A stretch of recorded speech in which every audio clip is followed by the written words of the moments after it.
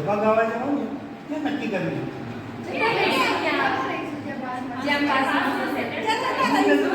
અરે એવું ના કરાય.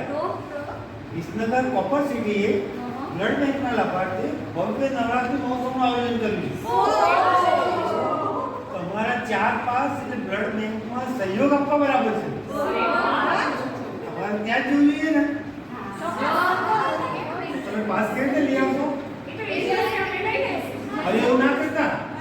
તમે જે દિવસે જવાનું હોય તે દિવસે પાસ લેવા જાઓ અને પછી હાઉસ સ્કૂલનું પાર્ટી મારી દીધું શું કરશો? તો તમારે શું કરવાનું? અગાઉથી એડવાન્સમાં પાસ લઈ આવો, નહીં તો દેલિયા દઈને પાછા આવવું પડશે.